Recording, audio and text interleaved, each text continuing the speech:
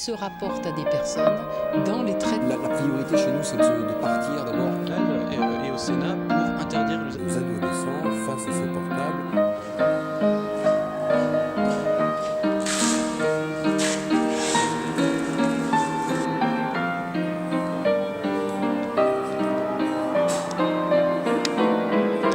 Bonjour Olivier Leclerc.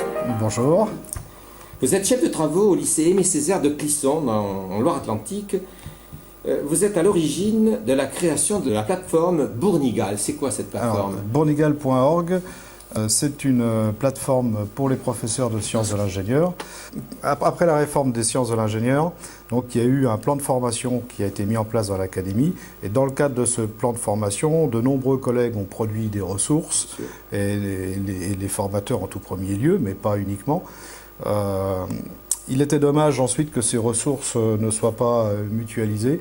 L'idée, c'était aussi de penser aux futurs professeurs, ceux qui n'avaient pas pu suivre cette formation et qui allaient se retrouver devant les élèves, et de se dire que pour ces quelques professeurs, on ne pouvait pas de toute façon remettre en place une formation, c'était difficile. Ils allaient se retrouver un peu seuls.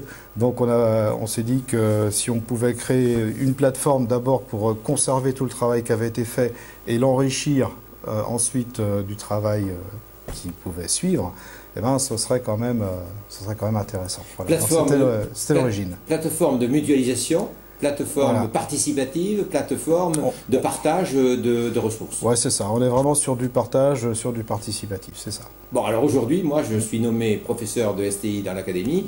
Je veux rentrer sur cette plateforme pour aller voir ce qui s'y fait. Comment je fais? Vous connectez bournigal.org, c'est tout. Donc c'est libre. Alors pour l'instant, c'est libre. On réfléchit quand même à mettre un accès par mot de passe. Hein. Un peu sécurisé quand même. Un peu sécurisé déjà pour que les corrigés ne soient pas forcément disponibles aux élèves. Donc voilà, il est effectivement question de mettre des mots de passe. Pour l'instant, on ne l'a pas fait. C'est en développement, je pense que ça vient. Très bien. Bon, qu'est-ce qu'on trouve alors? Qu'est-ce que je trouve sur cette... Donnez-moi un exemple. On va aller voir sur votre plateforme. Qu'est-ce qu'on peut trouver? Alors on va trouver essentiellement des ressources pédagogiques, des dossiers techniques. Alors c'est classé, il y a plusieurs entrées possibles. Hein. On peut entrer soit par des centres d'intérêt, soit par des systèmes. Et on a des ressources logicielles aussi. On a aussi une recherche possible par mots-clés. Par tag. Voilà, alors, par tag. On prend un, vous choisissez un exemple pour qu'on puisse rentrer dedans, par exemple? Alors lequel vous voulez? Je ne sais pas, moi. Alors, on va prendre Byboard. Alors ça, c'est une ressource qui a été développée vraiment par l'académie. Hein. C'est un modèle multiphysique. Donc on a un système, on a un Byboard, hein, qui est une petite trottinette électrique. Hein. C'est un hybride entre le skateboard et puis le vélo électrique. Et puis on a donc ici un banc d'essai. Alors le banc d'essai, il a été conçu par le lycée Appert. Ensuite, ça a été industrialisé et financé par la région pour l'ensemble des lycées. Donc c'est un travail de professeur là, quand même. C'est un outil pédagogique. C'est 100% un travail de professeur. De professeur qui a été industrialisé. Voilà, et financé ensuite par la région pour équiper les établissements. C'est ça. Donc on est bien dans une coopération, si je comprends bien, établissement, prof, entreprise. Ouais, c'est ça. Et un financement région pour l'équipement pédagogique des lycées. Voilà, on a eu le soutien de la région complet sur cette affaire. Et donc... et le type de ressources alors, le ressource, là, c'est le modèle multiphysique.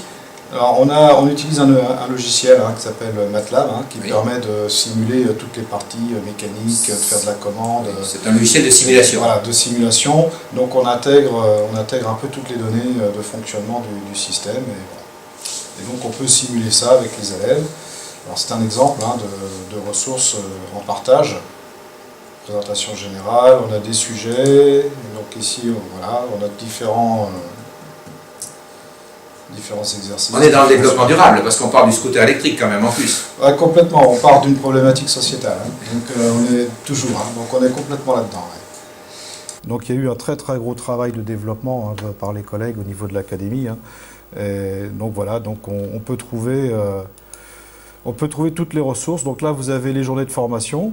Donc tout ce qui a été développé dans le cadre de ces journées, alors j'en prends une au hasard, journée 4, Voilà, donc vous avez les contenus de la journée et vous avez ici toutes les ressources en téléchargement. Voilà. Donc on peut passer à la ressource suivante. Voilà, donc c'est assez riche, hein. Là on a pas mal de documents déjà qui sont archivés dessus. C'est utilisé constamment, en permanence? Alors pour l'instant c'est un démarrage. Hein. Oui.